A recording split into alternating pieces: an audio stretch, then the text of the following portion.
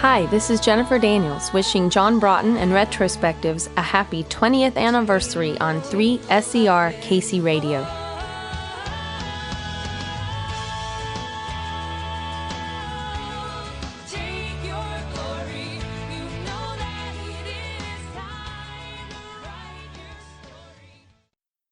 Especially the city of Austin is just a huge music capital here in the States. So it's a real songwriter's town too, isn't it? Yeah, it really is. Yeah. So it's a lot of fun to play there and get to network with other performers and just see everything that's going on. I believe you've picked up some awards also since we last spoke. Well, we won the Eddie's Attic Shootout, which is kind of a big songwriters contest in Atlanta, Georgia. And that was huge for us, and it's kind of, I don't know, I guess you would call it prestigious or whatever. It happens twice a year, and people really, enjoy playing it, so yeah. That was cool. And we won the Songwriters and Performance, like kind of the Best of awards. We won that in Chattanooga, Tennessee, so that was fun. Excellent.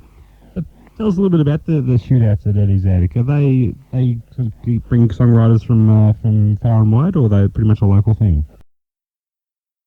Over the country anyway. I think there was also a girl from Germany in it, and so I guess from all over, but mainly just anywhere in the U.S. Yeah. Now, when we last spoke, you talked of a 5-year plan that you'd set yourselves. Have things gone according to plan so far? Yeah, I mean, we didn't know really how to plan. Like, we kept saying, okay, in 5 years we're gonna hope to be here and there, but it just takes on a life of its own, and so many things have come up that we couldn't have planned for, but we're very happy for. Like, this most recent CD, Dive and Fly, it really just took off. It kind of had a life of its own, and it's, we're getting lots of nice reviews and people buying it from all over that we didn't expect, to happen. So that's been really neat. And just expanding where we tour. We've still only been in the U.S. We are hoping to come there someday when we can. Now, I remember you saying with the first album you would have liked to have done more pre-production. Were you able to get around to do that this time? We were. We spent a lot of time on pre-production for this album. It has everything on it from just like me with my guitar to, of course, my husband Jeff, who helps produce it all and who plays lots of different instruments. He got to play a wide range of things on this one that he didn't get to last time, such as electric guitar and more mandolin and, of course, his acoustic. And we put on some drums on some of the songs and kind of rock and rolled it up a bit. It must be really handy having such a multi-instrumentalist so close at hand. It's really wonderful. And plus, he just adds the most tasty arrangements. He's very sensitive to what the song is trying to say, and he helps it, communicate exactly what we're trying to do. When you were writing the songs, did you envisage having that great variety of instruments in the recording, or did those ideas just spring up in the studio? Well, Jeff is really good at hearing what can go where. Like, if I'm writing the song by myself, I generally don't hear all that with it. But then when Jeff starts playing on it, or say if he's helping me write that certain song, then he's like, oh, this can go here, that can go there. Yeah. And at first I'm like, I don't know, I'm kind of timid about it. But then when I hear it happen and when we experiment in the studio, it's great. It just comes to life. Yeah, he's got a great ear because none of those additions of instruments sound like they've been put there just for the sake of it. They really do fit. Good. Yeah, that's what we're trying to do.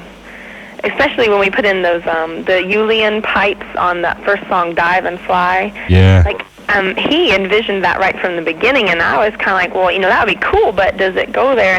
But then when I heard it, I was like, oh, yeah, that's just perfect. It brings in that nice Celtic feel to it. Absolutely, yeah. There is a much more of a Celtic influence on this record than the first one. What was the inspiration there? Well, people kept telling me I sounded Celtic, or that there was some kind of influence there, and I don't know if that's just because maybe they hear a certain tone, or maybe the writing style, since I write with kind of a narrative style and I write about mysterious things, if maybe they just gathered some of those themes. because I didn't mean it to come across Celtic, but people just kept saying that feels Celtic or whatever. So we kind of went ahead and went that way with the uilleann pipes. Did you go into the studio really wanting to make an album that was a real mixture of sounds and styles? I'm sorry, John, can you say that again? Did you go into the studio with the plan to make an album that contained a whole mixture of styles and sounds? I don't think that's what we set out to do. I think that's just kind of what happened as we took each individual song and just made it sound like what we thought it should sound like. So it just evolved in the recording process. Yeah, I tease people about that being the American part of the CDs, but there's all those kind of different influences. There's kind of a little bit of jazz going on in places and, you know, a little bit of that bluegrass feel from Appalachian. So I don't know how it did that. Did you feel the benefit of having an album's worth of recording experience behind you this time? Oh, yeah, it really helped me, especially when you have to play with a click track a lot of times, which I'm sure you know what that is, but that's just when they have that regular beat going behind your guitar. It doesn't come all across on the recording, but you can hear it. So that's hard for me, and I don't know, I just want to go on my own rhythms. I don't know where I'm going, but but when I have that regular beat, I really had to learn how to make it flow naturally and keep time really well. Especially when, you know, you add the drums, you have to be on beat so that the drummer can figure out where you're going and everything. So you found it a distraction, kind of, the click beat? It was a distraction on the first album, but when we came in the studio this time, I felt like it was a lot easier.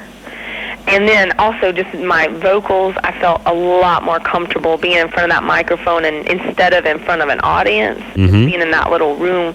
We kind of tried to add some ambiance, like lighting candles and turning off the lights and stuff. But yeah, it was a lot easier doing it the second time around. Did you kind of feel like you try to play to an imaginary audience or something in the studio? Does that help?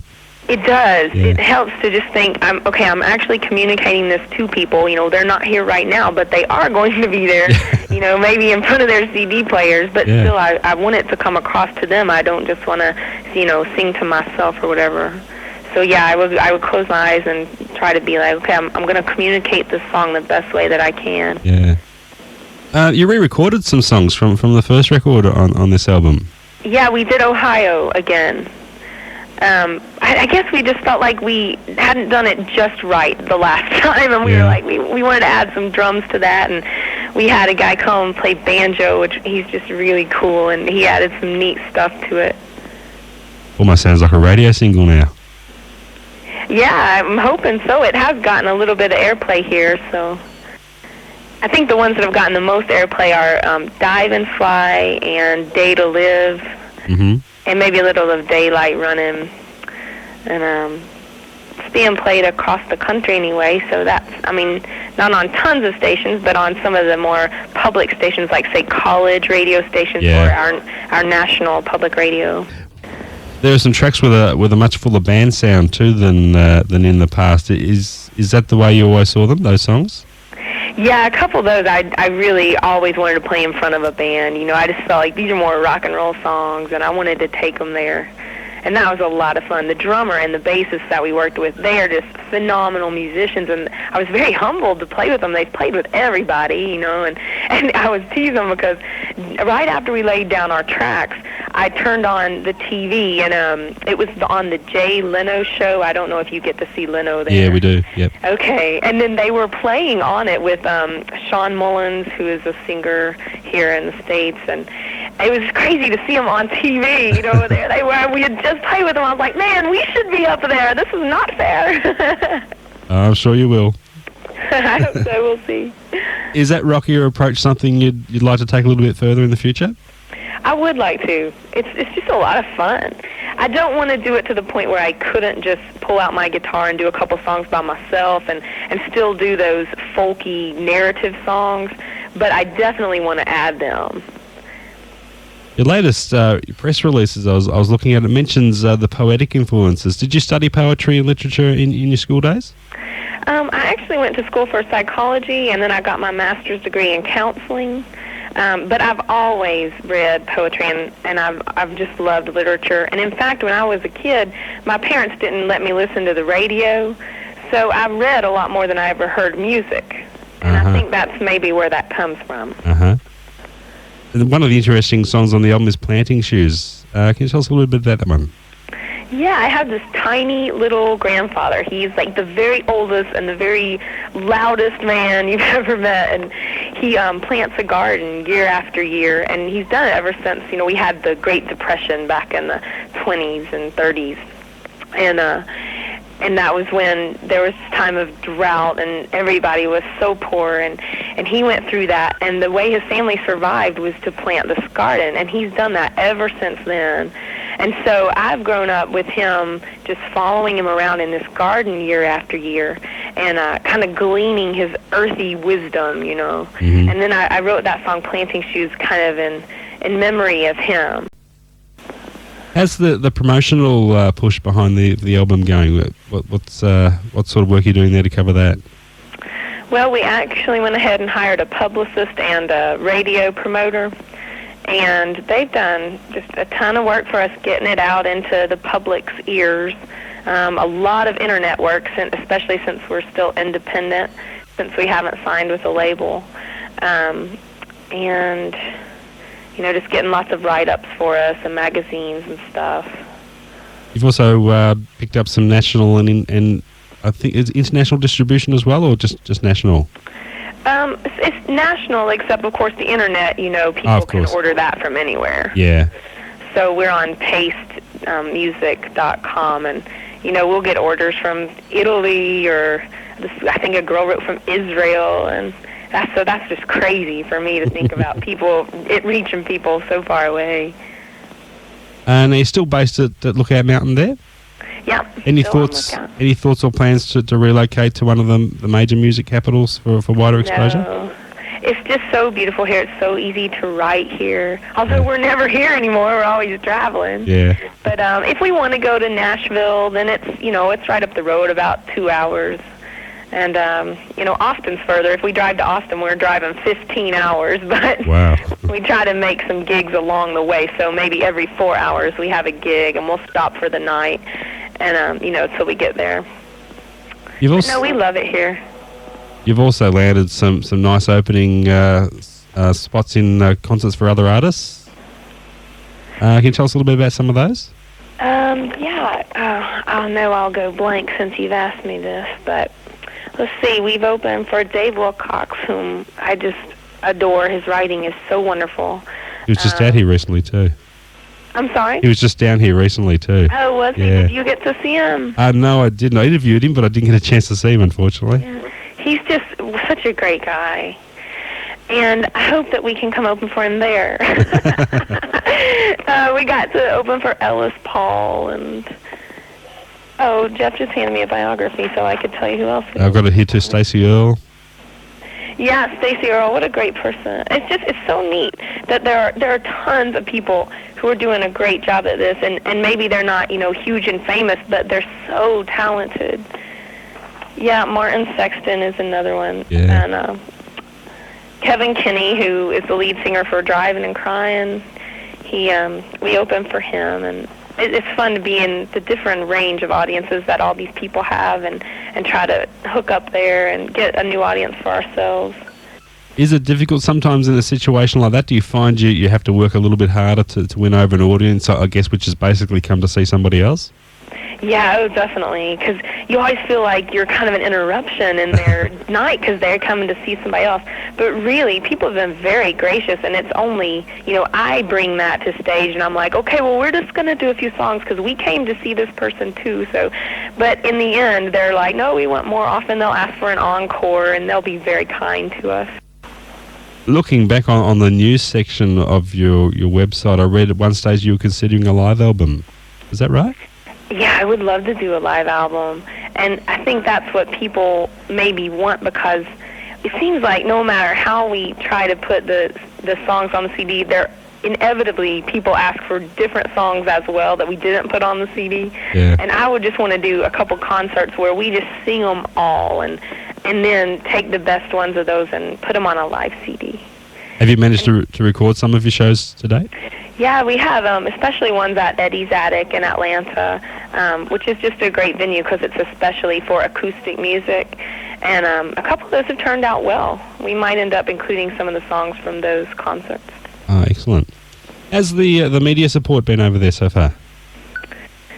Well, it's certainly easier when you're already highfalutin to get a lot of media coverage. It's fun to go to, when you go to the town, you just hit their local media instead of the, the national press.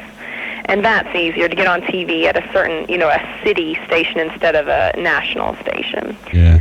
But, ESPN, our cable sports station, is putting us on one of their extreme sports shows, to kind of background music. So stuff like that. Like, we've been trying to get into some of the films, people putting us in their soundtracks for the films, things like that. Hopefully that'll pan out. Terrific.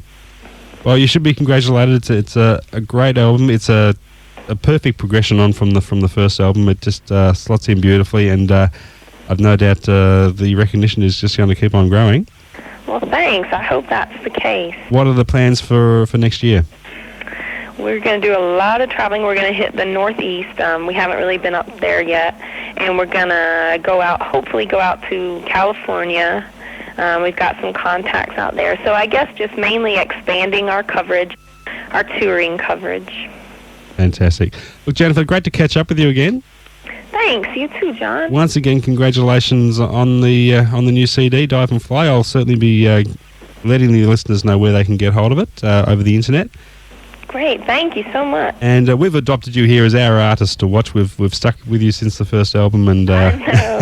You've been so good to us. I really appreciate it. When you're rich and famous and on your first world tour, we'll be waiting for you here to have you in the studio to do it live for us. It'd be fantastic. Great.